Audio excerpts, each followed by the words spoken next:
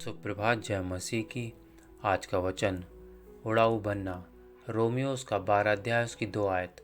इस संसार के समान न बनो, परंतु तुम्हारे मन के नए हो जाने से तुम्हारा चाल चलन भी बदलता जाए, जिससे तुम परमेश्वर की भली और भांति और सिद्ध इच्छा अनुभव से मालूम करते रहो। हम ऐसे संसार में रहते हैं जो हमें हमेशा और अधिक चाहने के लिए लुभाता है।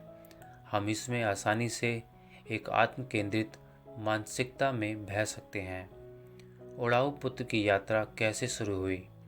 शायद वह उन बंदिशों को पीछे छोड़ना चाहता था जो माता पिता की छत के नीचे रहने से आती है, या हो सकता है कि वह दोस्तों के साथ जीवन का आनंद लेने के लिए पैसा चाहता हो। मामला चाहे जो भी हो, उड़ाऊ पुत्र की इच्छा ने उसे समय से पहले अपनी विरासत मांगने और फिर घर और जो कुछ उसे सिखाया गया था उसे त्यागने के लिए प्रोत्साहित किया। एक ईसाई जो परमेश्वर से दूर हो गया है, वह इसी प्रकार के मार्ग पर चलकर उसका पालन कर सकता है। सबसे पहले हमारे पास जो कुछ भी है उसके अलावा किसी और चीज़ की लालसा के साथ शुरू होता है।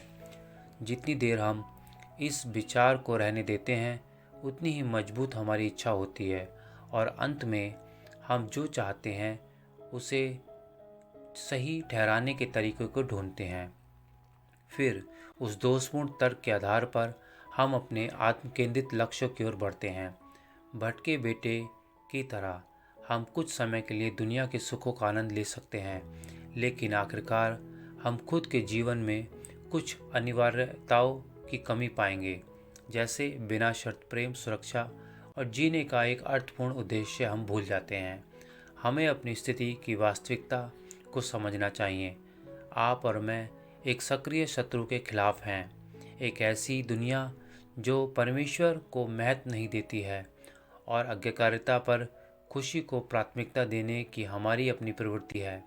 यदि हम आत्म छल से बचना चाहते हैं तो हमें पवित्र शास्त्र को अपने विचार और अपने जीवन और विकल्पों का आधार बनाना चाहिए। धन्यवाद। परमेश्वर सबको आशीष और बरकतें दे।